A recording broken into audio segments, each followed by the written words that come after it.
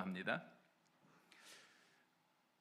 부족한 종이 두렵고 떨리는 마음으로 하나님께서 귀하게 서시는 강단에 섰습니다.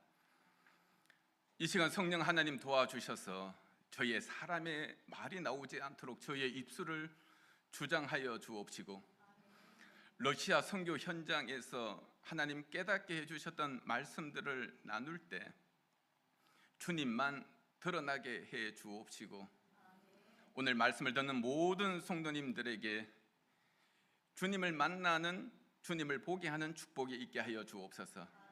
오늘 성령의 인도하심으로 말씀을 따라 저희의 약함을 자랑할 때 주님의 강함으로 이 시간 역사하여 주옵소서. 감사드리며 예수님의 이름으로 기도드립니다. 아멘. 아까 보니까 저를 처음 뵙는 분이 있어서 지난 설교를 잠깐 요약하겠습니다. 제가 97년도에 처음 사역을 맡으면서 하나님 앞에 기도했던 기도의 제목들이 있었습니다. 하나님, 제가 전도할 때, 제가 말씀을 전할 때 우리 전도의 대상자들이 저희의 복음을 통해서 예수님을 믿고 예수님을 만나는 축복을 허락해 달라고 강구했습니다. 그리고 하나님께서 저희의 모임을 통해서 말씀을 전가할 때 놀라운 성령의 부흥의 역사가 일어나게 해달라. 이 말씀을 전하는 전도자가요, 전도를 할 때 그 전도를 통해서 사람들이 예수님을 받아들인다, 예수님을 믿는다, 회개한다, 이 놀라운 역사가 일어날 때 예수님을 만났다라고 하는 간증들이 있거든요. 그래서 이렇게 기도했었는데 2004년 러시아 땅에서 가장 변방이었던 지역에 교회를 개척하기 위해서 다니기 시작했습니다. 바로 중국 국경 가까운 도시였습니다. 거기에서 성경 공부, 제1기 성경 공부가 시작되었는데 우리 성도님들 몇 분 오셨는데 수요일마다 성경 공부를 합니다. 누가 왔다 그랬죠?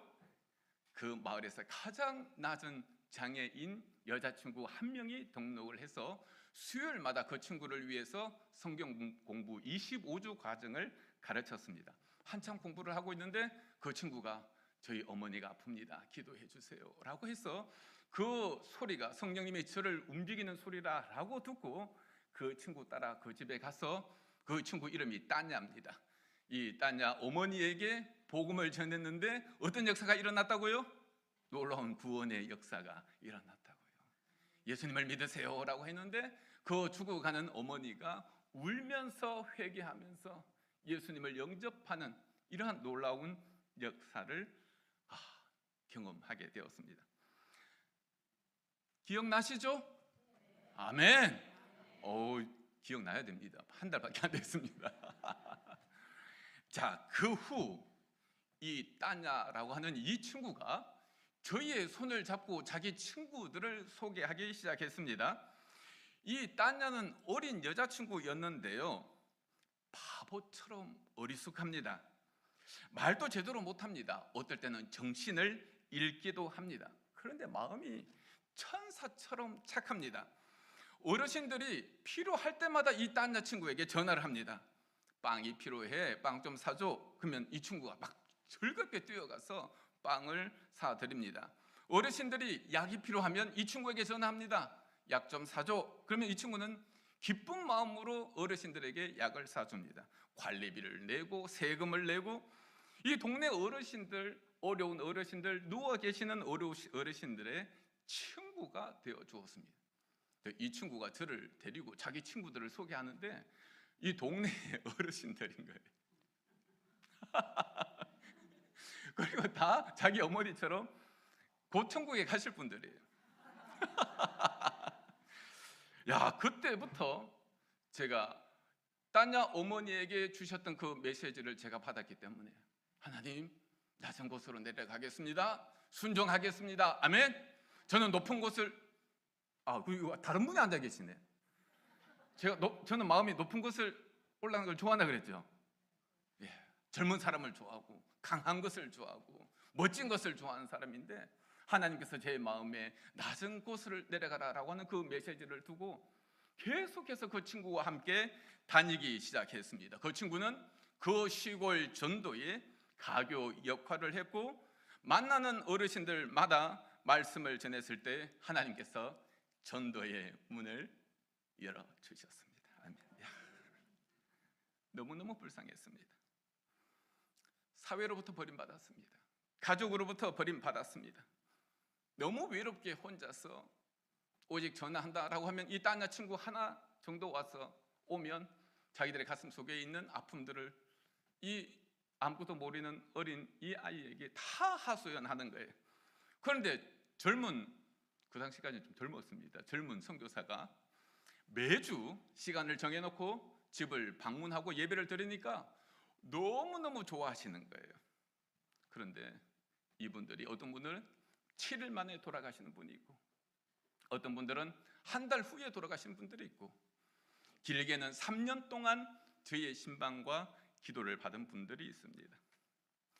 이렇게 은혜롭게 낮아짐의 삶을 살았는데요, 교회에서는 1년에 수차례 장례를 치러야 했습니다. 근데 러시아에 가서 제가 장례를 치르는데요, 그 장례식에서 얼마나 많이 울었는지 모릅니다.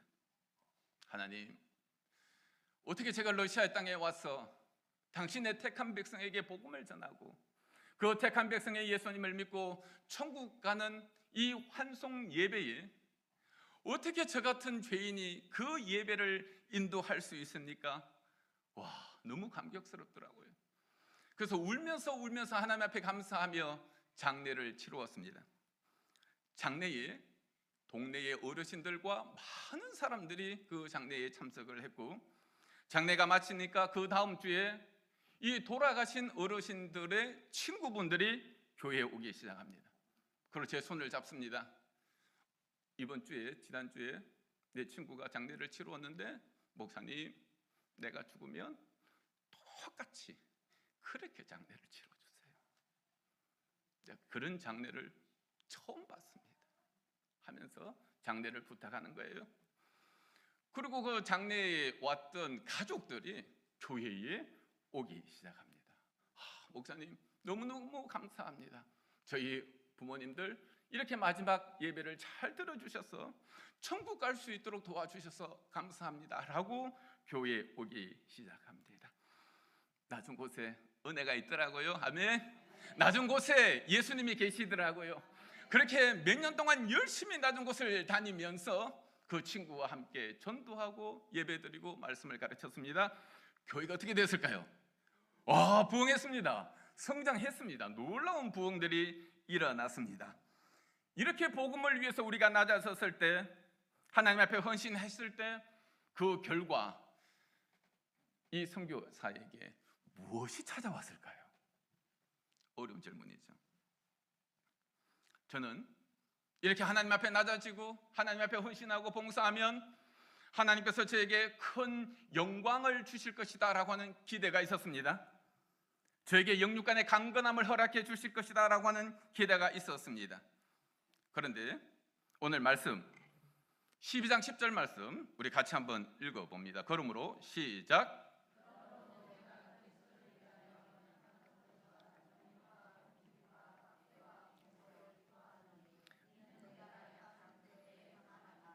아멘.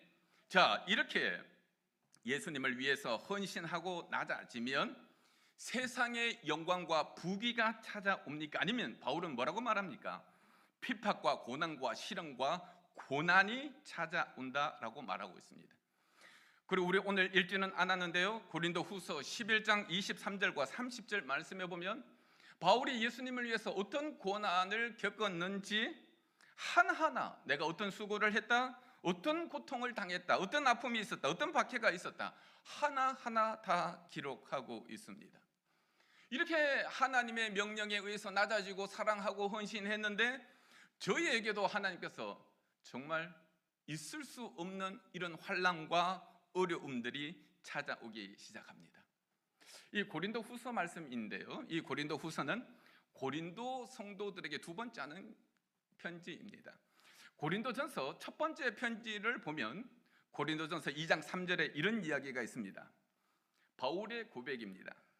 내가 너희 가운데 거할 때에 약하고 두려워하고 심히 떨었노라.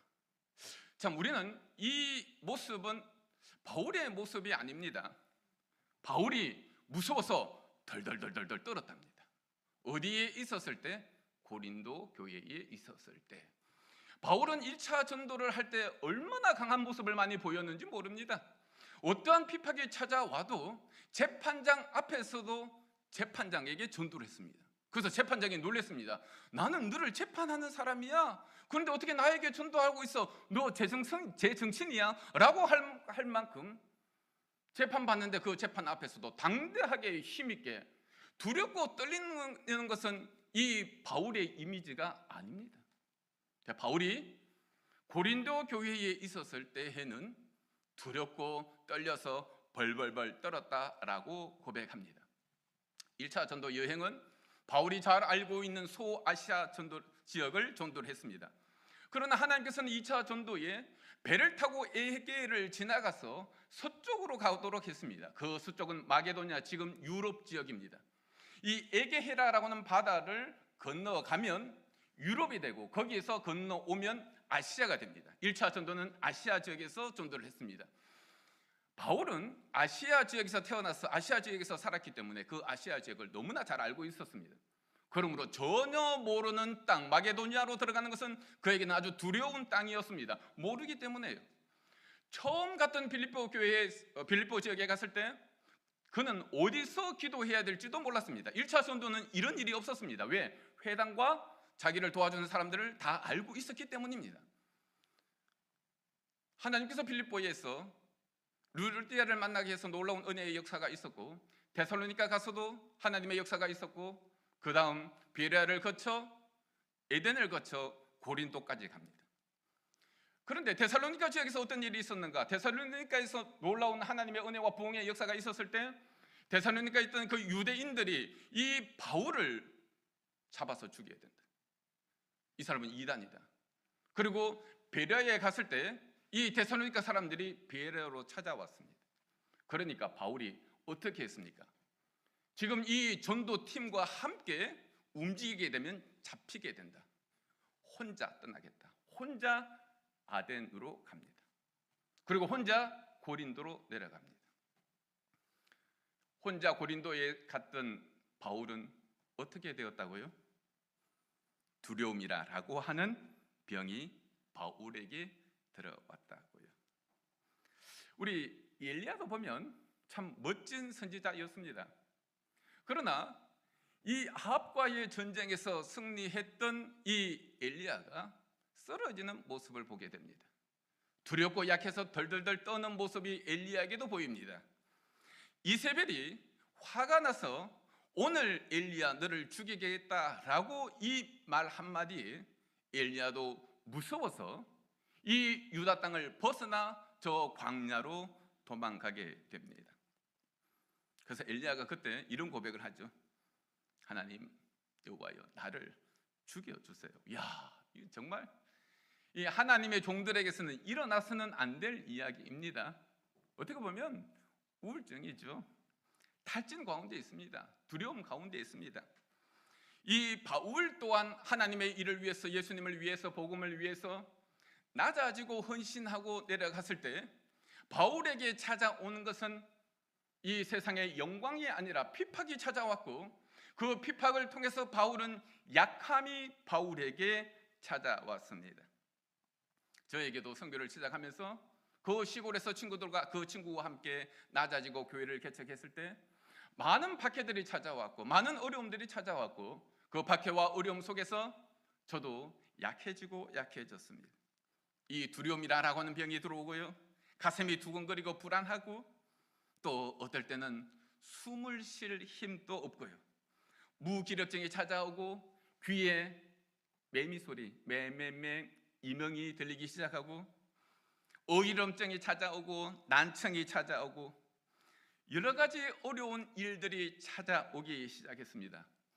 그때 저는 너무 당황스러웠습니다. 그때 탈진이라고 하는 것을 느꼈습니다. 이 소진과 탈진은 번아웃이라고 표현하는데요, 다 타고 쟤만 남았다라고 하는 겁니다. 몸과 마음과 정신이 약해지고 아프고 망가졌다라고 하는 것을 느꼈습니다. 제가 저를 보더라도 정상이 아니다, 이제 돌아가야 되겠다, 포기해야 되겠다, 이런 마음을 가졌습니다.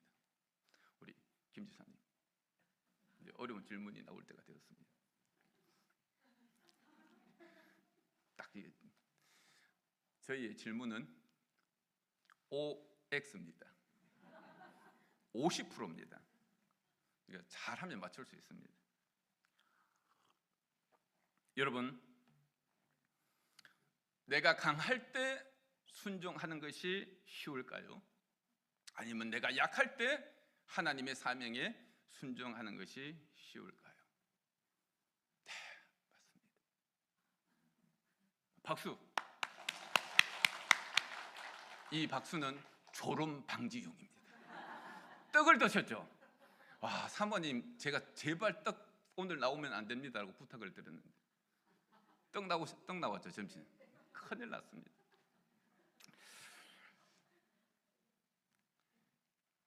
여러분, 저는 무엇을 깨달았느냐라고 하면 바울은 약할 때 순종했습니다. 그리고 그 약할 때 순종할 때 하나님의 강함을 체험했다라고 오늘 말씀을 가르치고 있습니다. 저에게도 딴야라고 하는 그 친구와 함께 낮아져서 전도를 하고 놀라운 부흥의 역사를 맛보았습니다. 너무 감사했습니다. 그런데 저에게 무엇이 찾아왔다고요? 바울과 같이 약함이 찾아왔습니다. 약함이 찾아왔을 때 바울은 뭐라고 하느냐? 내가 바로 배를 타고 안디옥으로 돌아가고 싶다라고 하는 마음을 가졌습니다. 그래서 이제 선교는 그만해야 되겠다, 고린도 선교 그만해야 되겠다라고 나아가려고 했습니다. 그런데 하나님께서 우리 사도행전 18장 19절에 이 사도행전에 바울이 고린도에게 있었을 때의 상황을 그대로 설명해 주고 있습니다. 사도행전 18장에 이 사건을 이렇게 설명하고 있습니다. 바울이 무서워서 벌벌벌 떨고 있었을 때였습니다. 밤에 주께서 환상으로 바울에게 말씀하시되 두려워하지 말며 침묵하지 말고 말하라. 내가 너와 함께 있음에 어떤 사람도 너를 대적하여 해롭게 할 자가 없을 것이니 이는 이 성중에 내 백성이 많음이라. 바울이 두렵고 떨고 있는데 이 떨고 있는 바울을 주님께서 아시고 환상 중에 만나 주시며 두려워하지 말아라고 합니다. 야, 두려워 떨고 있는 바울에게 이 성에 내 백성이 많다, 아직 전도를 더 해야 된다, 너는 떠나지 말고 전도해라. 바울이 입을 열고 복음을 전파하면 바울은 전도다라고 하는 것을 모든 사람들에게 알리게 됩니다. 그러면 위험하게 되죠. 그럼 죽음의 위험 속에서 자기가 전도한다라고 하는 것은 더 어렵습니다. 주님이 말씀하십니다. 내가 너와 함께한다. 아멘. 내가 너를 지켜준다. 너를 해할 자가 없을 것이다. 두려워하지 말아라. 내가 품어준다. 그리고 1년 6개월 동안 그 두렵고 떨리는 상태에서 고린도에게서 계속해서 복음을 전파합니다. 아멘. 그때 바울은 깨달았습니다. 내가 강할 때 하나님께서 나와 함께 하셔서 놀라운 역사가 일어났는데 내가 약할 때 순종하니까 그 순종이 너무너무 어려웠고 나는 순종하지 않고 무섭고 떨려서 배를 타고 안디옥으로 다시 돌아가고 싶었지만 주님이 일을 하라고 하니까 그 약함 가운데 또 헌신하고 일했더니 내 약함 가운데 어떤 역사가 일어났다고요? 하나님이 더 강함으로 역사해 주셨다라고요. 아멘. 저도 이렇게 약하고 약했을 때 어지럼증이라고 하는 것이 찾아왔습니다. 설교를 이렇게 설교를 못해요. 이렇게 탁 잡고 이렇게 해야 됩니다. 왜냐하면 이렇게 넘어질 수 있으니까, 쓰러지려고 하니까 강대산을 꽉 잡고 설교를 하고, 어떨 때는 설교를 하면서 제가 어떤 이야기를 전했는지도 모르면서 우왕좌왕 힘도 없이 말씀을 전할 때가 많이 있었습니다. 그러나 하나님께서 선교를 계속하라라고 하는 그 명령 앞에 약함의 몸을 이끌고 계속해서 말씀을 전하고 선교 사역을 했습니다. 지금 생각해 보면 억지로 했습니다. 겨우 했습니다. 비참할 만큼 힘든 버티기였습니다. 그때가 제 인생에서 하루하루가 정말 어려웠던 시간이었던 것 같아요. 처음 전도한다라고 할 때 전도가 뭐 힘있게 막 전도를 했죠. 이제 그렇게 전도할 힘도 없습니다. 그런데 우리 성도 가운데 한 분이 제게 찾아와서 이렇게 말합니다. 내 친구가 심장이 멈춰서 죽을 뻔했다. 잘못하면 이 심장병 때문에 곧 죽을 수도 있다. 나에게 전해줬던 예수님, 그 죽어가는 심장병 걸린 내 친구에게 복음을 전해달라, 전도해 주세요 라고 하는 부탁을 받았습니다. 너무 부담스러웠습니다. 그러나 예 하고 찾아갔습니다. 가니까 목사님 오신다고 이 아픈 친구가 3명의 친구들을 또 데려온 거예요. 지금 5명이 말씀을 듣습니다. 저희 교회 성도 1명, 그의 친구, 그 친구가 또 3명을 데려왔어요. 제가 힘이 없는데 낮은 목소리로 예수 믿으면 천국 갑니다. 예수 믿으면 내 죄 사함 받습니다. 몇 마디 전하지 못했습니다. 그리고 돌아왔습니다. 하나님 앞에 너무 미안했습니다. 하나님, 제가 그래도 4, 5년 전에 러시아 처음 왔을 때는 정말 뜨겁게 간증하고 30분, 1시간 동안 전도하고 복음을 전파했는데 주님 힘이 없어서 2, 3마디밖에 못합니다. 용서하옵소서. 그 다음 주에 4명이 다 왔습니다. 교회. 아멘. 와, 그리고 친구 3명이 이렇게 말합니다.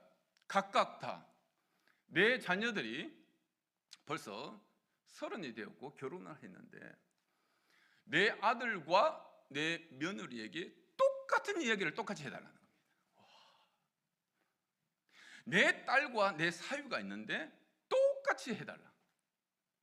그래서 그 3집을 또 찾아갔습니다. 또 그 자녀들에게 복음을 전파합니다. 힘있게 했을까요? 힘없이 했을까요? 쉽네, 그죠? 오늘은 좀 쉬워요, 그죠?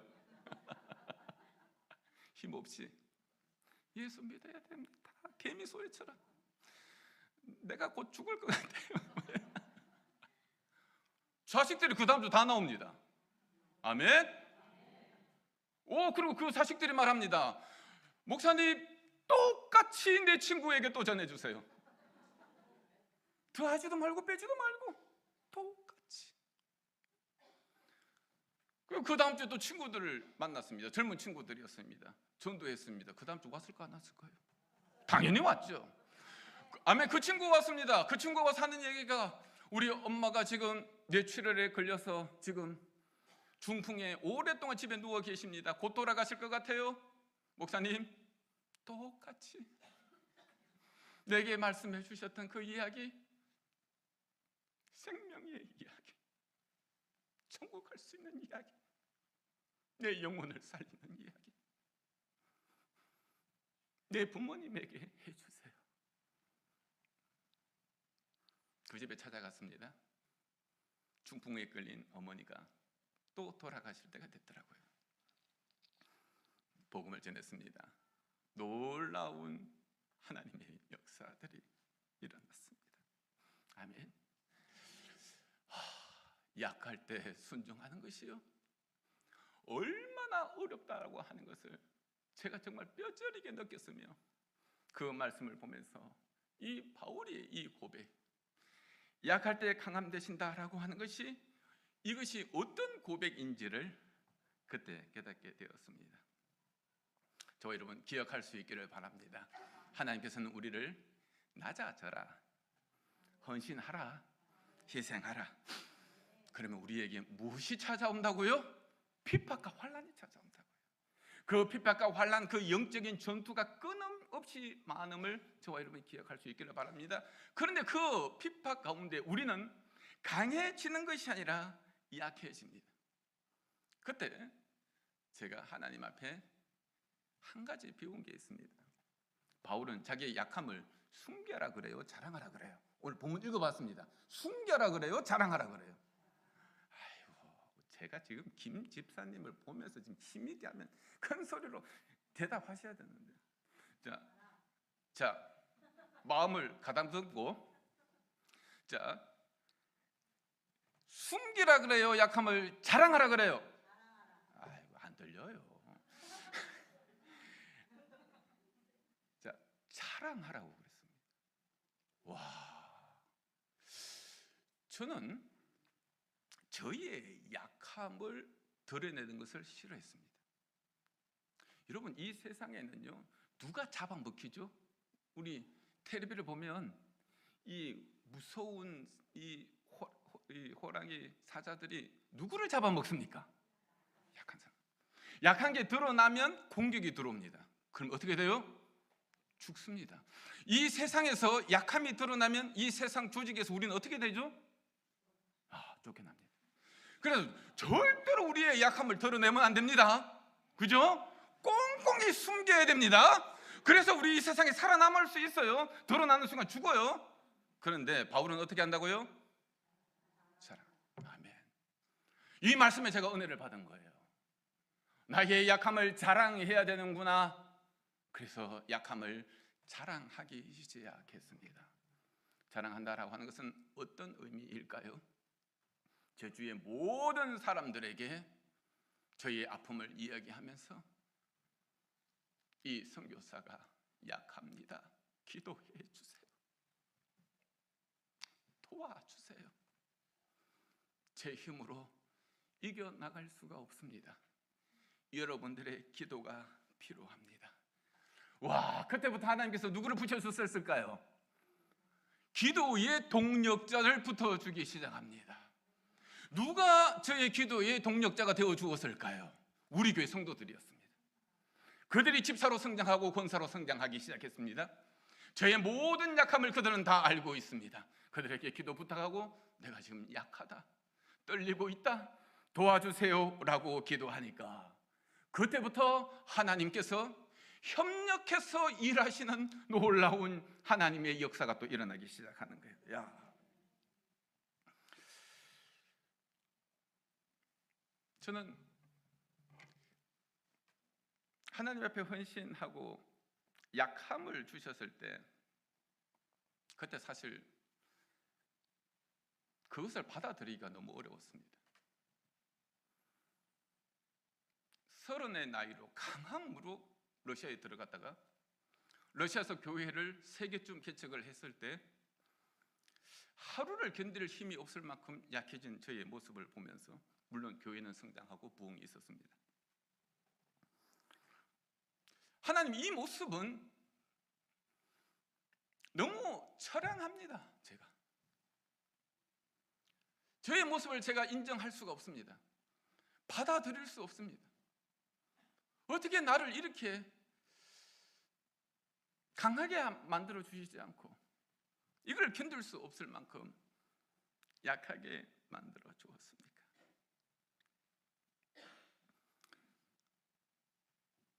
어떻게 보면 자존심이 좀 상했던 것 같아요. 그때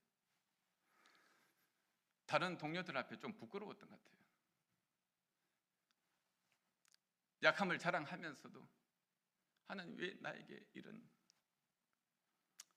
저는 강해지고 싶습니다. 이런 마음들이 간절했습니다.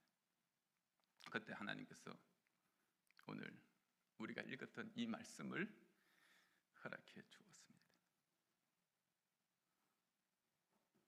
바울이 무엇이 있었다라고 하니까 육체의 가치가 있었다. 사단의 사자가 바울 몸속에 있었다. 신학학자들은 이 모습을 간질이라고 표현하기도 합니다. 그러나 성경은 정확한 변명을 이야기하지 않습니다. 우리는 어떤 병인지 모릅니다. 바울이 오늘 말씀 속에 고백합니다. 하나님 앞에 이 무서운 병을 고쳐달라고 하나님 앞에 3번 기도했다. 근데 하나님께서 답을 주셨다. 어떤 답을 주셨습니까? 내 은혜가 내게 족하다. 이는 내 능력이, 예수님의 능력이 약한 데서 온전하여 짐이라. 아멘. 그리고 바울은 고백합니다. 이는 나를 쳐서 나를 자만하지 않게 하려 하심이라. 바울에게 만약에 약함이 없었고 강함으로 일해서 열매가 있었고 능력이 나타났다라고 하면 바울은 교만해질 수밖에 없는 연약한 인간입니다. 그런데 저도 깨달았습니다. 복음을 위해서 일할 때 하나님께서 약함을 주시고 그 약함 가운데 하나님께서 일하시는 그 이유는 무엇인가? 그것은 하나님의 나라의 일에 대한 그 결과는, 부흥의 결과는 너의 것이 아니라 사람의 것이 아니라. 내가 약할 때 내가 일했지, 내가 약할 때 사람들이 변화되었지. 너가 일한 것이 아니라 주님께서 내가 일한 것이다. 그 열매는 너의 것이 아니야. 제가 만약 이 약함 가운데 일하지 않았다면 저는 하루를 버틸 힘이 없이 선교지에서 무서워서 벌벌 떨고 있었을 때, 여러분 안 믿겨지죠? 안 믿겨지죠? 제가 그래 서서서습니다.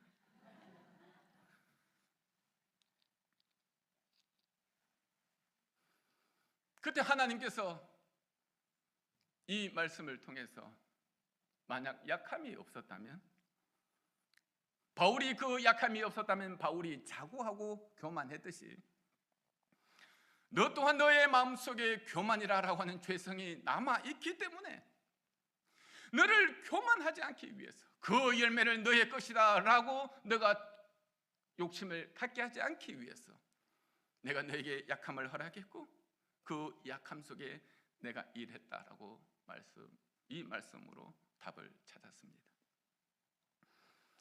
2014년입니다. 지금부터 한 10여 년 전에 제가 너무 아팠을 때 캘리포니아로 안식년 1년을 갔습니다. 그래서 공부를 했는데요. 2014년 1월 달입니다. 수업 제목이 한국 선교 당면 과제입니다. 교수님이 허진필이라고 하는 교수님이 강의를 맡았습니다.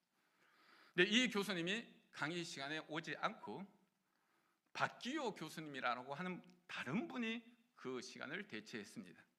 집중 강의였습니다. 월요일부터 금요일까지 아침부터 저녁까지 일주일 내내 하는 집중 강의였습니다. 금요일 이제 오후 3시, 4시가 되어서 1시간 정도 강의가 남았습니다.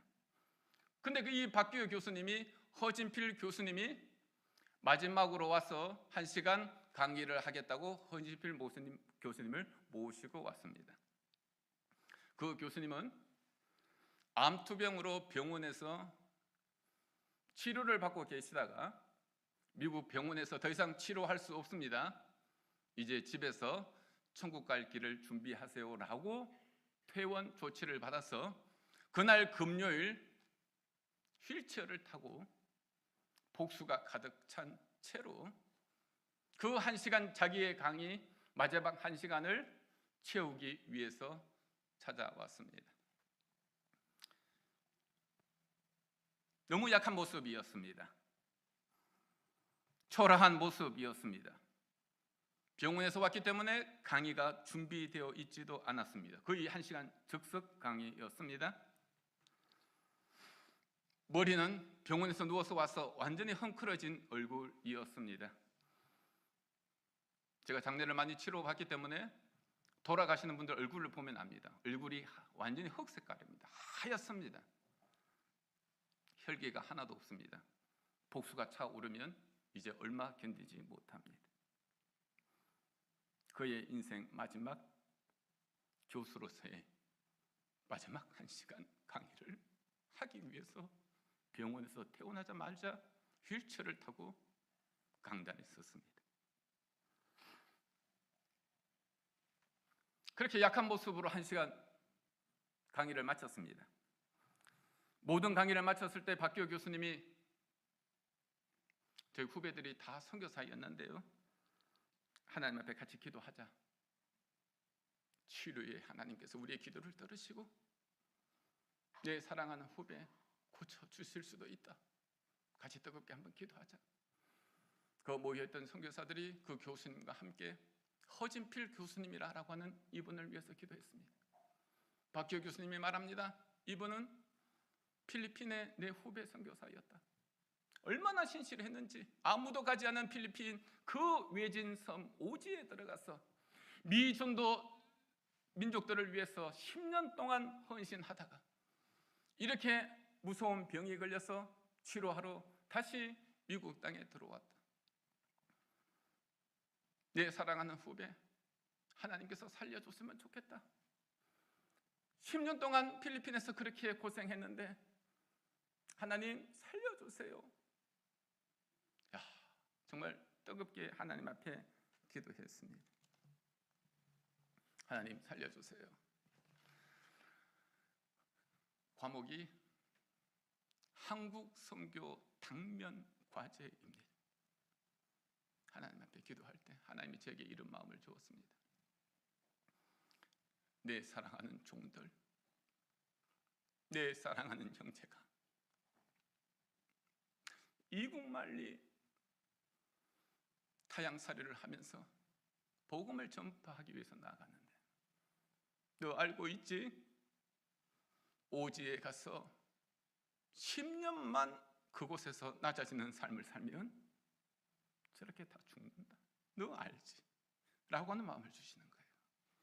네, 압니다. 저도 오지에서 왔으니까 압니다. 얼마나 견디기 어려운지 압니다. 내 사랑하는 형제가 나를 위해서 일하다가 약해지고 쓰러져 죽어가는 지극히 작은 자들이 너무나 많이 있다. 누가 저들을 살리고 누가 저들을 도와줄 수 있겠니? 라고 하는 기도할 때 그 마음을 받았을 때, 여러분 저도 그때 쓰러져 있었을 때입니다. 하나님 회복을 주세요 라고 안식년을 갖고 모든 사역을 두고 회복하기 위해서 미국에 안식년 가 있었을 때입니다. 그때 주님 앞에 쓰러져 있는 동료 선교사들, 지금 한국교회 당면과제 선교사들을 많이 보내놨는데 그 선교사들이 지치고 힘들고 쓰러져 있는데 그 문제를 하나님, 제가 조금이나마 그 일을 감당하겠습니다. 허진필 교수님이라고 하는 그 분은 가장 어려웠을 때 죽음 앞에서 하나님께서 맡겨놓으신 그 사명, 그 약함 가운데서도 순종했습니다. 그의 메시지는 강하지도 않았습니다. 강의도 저는 준비되지 않은 강의라고 분명히 느꼈습니다. 그러나 안식년 1년 동안 배웠던 그 많은 강의들보다 저는 그 1시간 강의를 잊을 수가 없습니다. 그 낮고 낮음의 죽음의 문턱에서 순종했던 그 교수님의 그 말 한마디가 저의 인생을 바꾸게 되는, 하나님 앞에 또 새로운 사명을 받게 되는 놀라운 은혜의 시간이었습니다. 아멘. 저희는 주님 앞에 이런 고백을 합니다. 주님, 돈이 없어요. 돈 좀 주세요. 그래야 하나님의 일을 하죠. 주님, 몸이 쇠약해졌어요. 이 쇠약한 몸을 가지고 어떻게 일합니까? 나를 치료해 주세요. 내 몸을 강하게 해주세요. 주님, 이 세상에 가지고 있었던 권위와 권력 다 잃어버렸습니다. 다시 회복해 주세요. 주님, 나를 강하게 해주셔야 주님의 일들을 하죠. 주님, 강함을 주세요 라고 고백을 합니다. 그러나 오늘 말씀은 주님께서는 너가 약할 때 순종하면 그 순종이 강할 때보다 더 어려운 헌신이기 때문에 그 작은 헌신이 하나님께서 그 헌신을 아시고 너희의 약함 가운데 나의 강함으로 내가 역사해 주노라고 말씀하십니다. 어느 아들이 평생 잊을 수 없는 식사를 고백합니다. 70된 할아버지가 이런 고백을 합니다.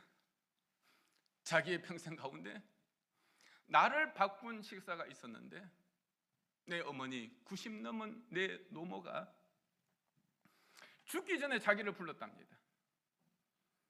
가보니까 죽음을 앞둔 노모가, 그렇게 약하고 약한 노모가 70된 아들에게, 내 사랑하는 아들에게 밥 한 끼 해주고 내가 죽고 싶다. 그래서 힘을 내어서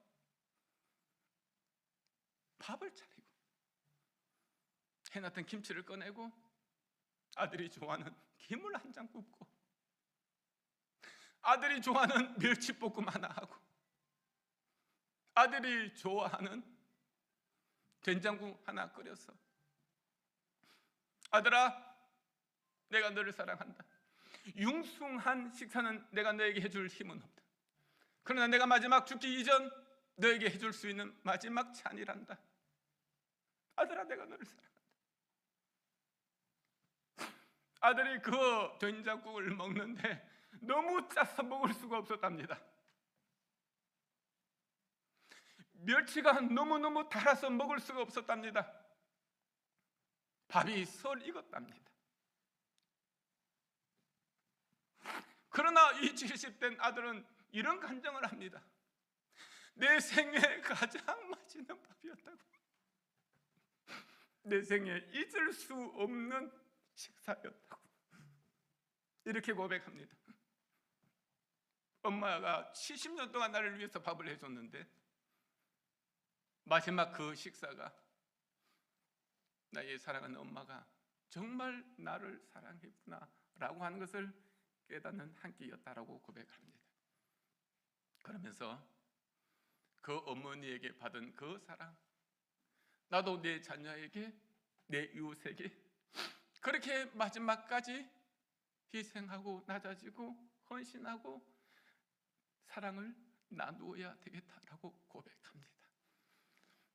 여러분, 초라한 한 끼 식사지만 내가 약할 때 준비하는 그 식사가 오히려 그 아들에게는 그 약함을 하나님이 강함으로 사용하셔서 그의 인생을 바꾸는 식사가 되었다고 고백합니다. 말씀을 마무리하려고 합니다. 하나님께서 우리들에게 복음을 전파하기 위해서 낮아져라라고 말합니다. 낮아지면 우리에게 핍박과 또 우리들에게 약함들이 찾아온다라고 합니다. 약함들을 찾아올 때 그 약함을 부끄러워하지 말고 그 약함 가운데서도 또 순종하기를 원하십니다. 아멘. 와, 목사님 내려가라 해놓고 지난번에 오셔서 약한데 또 내려가라고 또 내려가야 됩니다. 더 내려가야 됩니다. 아멘. 그럴 때 놀라운 하나님의 능력이, 하나님의 사랑이 우리가 강할 때보다 약할 때 순종하면 더 큰 능력으로 나타나서 하나님의 나라가 죄를 통해서 이 땅에 이루어지는 놀라운 역사가 있을 줄 믿습니다. 아멘. 기도합니다. 하나님 감사합니다. 귀한 말씀을 허락하여 주심을 감사합니다. 주님께서 주신 그 사명을 붙들고 주님께서 행하신 것처럼 낮아지는 삶을 살아갈 때 저희들에게 약함이 찾아온다라고 하는 말씀을 들었습니다. 바울은 그 약함 가운데서도 또 하나님 앞에 순종하며 나아갔습니다. 저희들도 약함 가운데 순종할 수 있는 믿음을 더하여 주옵시고 약함 가운데 일하시는 놀라운 주님을 찬양하는 저희들이 되게 하여 주옵소서. 감사드리며 예수님의 이름으로 기도드립니다.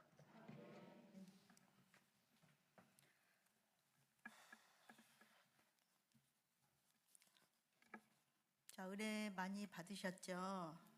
네. 너무 은혜 받아가지고 제가 울컥하네요. 정말 이 낮은 자리에서